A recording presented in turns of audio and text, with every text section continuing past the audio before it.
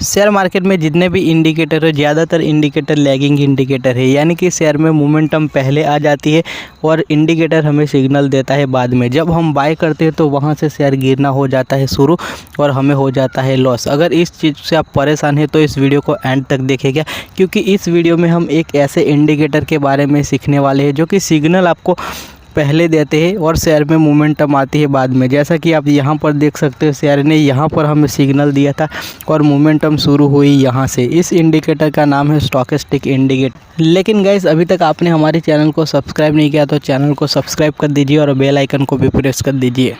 तो गाइस, हमारे पास यहाँ पर एशियन पेंट कंपनी का चार्ट है और चार्ट जैसे कि आप देख पा रहे हैं हमारे पास ब्लैंक है। सबसे पहले हम यहाँ पर स्टॉकेस्टिक इंडिकेटर को लगाएंगे। इंडिकेटर को लगाने के लिए सिंपली आपको चले जाने का है स्टडीज़। जैसे कि यहाँ पर आपको स्टडीज़ का एक एरो दिख रहा है, उसके ऊपर आपको सिंपली कर देने का है क्लिक। जैसे ही आप क्लिक करते हो तो इस तरह का बॉक्स आपके सामने खुल जाएगा। यहाँ पर सर्च बॉक्स आपको दिया गया है, यहाँ पर आपको सिंपली टाइप कर देने का है स्टॉकेस्टिक, तो ये इंडिकेटर आपको दिख जाएगा।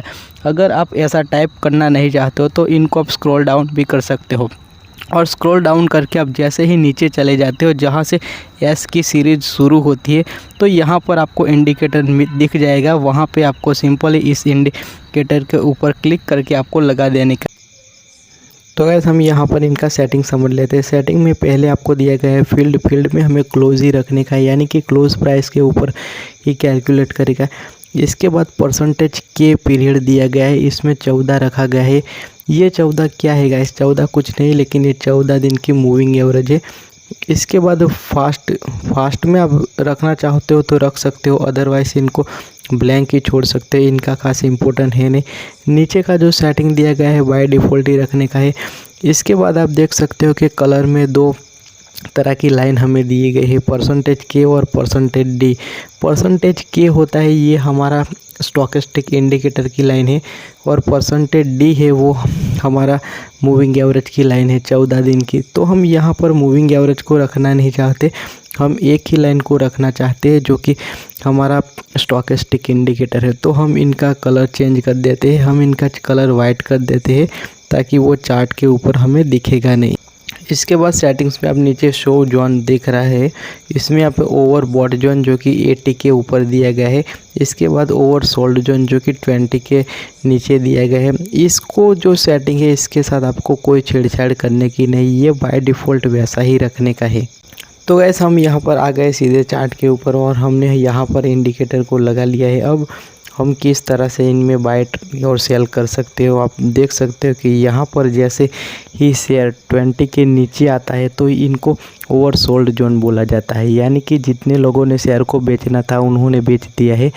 तो जैसे कि एशियन पेंट कंपनी की अगर हम बात किया जाए तो यहाँ पर आप देख सकते हो शेयर ने जैसे ही 20 को क्रॉस करके ऊपर की ओर निकला यहाँ पर, तो हमें इस शेयर को यहाँ पर बाय करने का था। इसके बाद आप देख सकते हैं कि शेयर में बहुत ही बड़ा मोमेंटम आया है, लेकिन हमें ऐसे ही अंधाधुन वहाँ पर बाय नहीं करने का। गाइस, शेयर जैसे ही 20 को क्रॉस करके ऊपर निकलता है, अगर मान लेते हैं कि आपके पास अगर 1 लाख रुपए है तो आपको पूरा इसमें इन्वेस्ट नहीं करने का, आपको सबसे पहले इनमें थोड़ी ही क्वांटिटी बाय करने की है। और ये इंडिकेटर हमारा स्टॉकेस्टिक जब 50 के ऊपर निकल जाता है तो हम इनमें ज़्यादा निवेश। इसके बाद ये इंडिकेटर जब भी 80 पे पहुंच जाता है और इनको क्रॉस करके ऊपर की ओर निकल जाता है तो इनको ओवरबॉट जोन बोला जाता है, यानी कि यहाँ से शेयर को गिरने का चांसेस ज़्यादा रहता है। इस शेयर की अगर बात किया जाए हमें तो यहाँ पर हमें दिखाई पड़ा था, आप जैसे कि देख पा रहे हो कि यहाँ पर जैसे 80 को क्रॉस किया, इसके बाद आप देख सकते हैं शेयर में थोड़ा समय के लिए कंसोलिडेट चला और इसके बाद शेयर ने नीचे की ओर गिरावट शुरू कर दिया। तो जैसे ही ये 80 को क्रॉस करके ऊपर की ओर निकल जाता है 90 के आसपास, तो वहाँ पे आप 50% अपना जो स्टॉक है इनको बेच सकते हैं। एक साथ पूरा स्टॉक आप नहीं बेच सकते, क्योंकि कई बार ये स्टॉकेस्टिक 50 तक भी आता है और वहाँ से वो बाउंस भी कर जाता है। जैसे कि आप यहाँ पर इस केस में देख सकते हो कि यहाँ पर 50 की लाइन को क्रॉस किया और वहाँ से बाउंस बैक कर गया है। तो इस इंडिकेटर में यही समझने का है कि जैसे 20 के ऊपर क्रॉस करता है आप इनको बाय कर सकते हैं, और जैसे ही 80 के ऊपर निकल जाता है और वहाँ से गिरावट का सिग्नल मिलता है तो आपको वहाँ पर बेच के निकल जाने का है।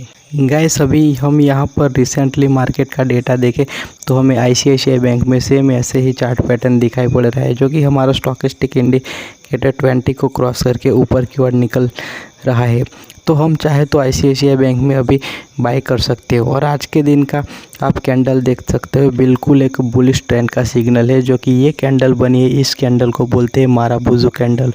सो गाइस अगर वीडियो पसंद आए तो लाइक कर दीजिए और चैनल पे नया है तो चैनल को भी सब्सक्राइब कर दीजिए। Bye bye for now.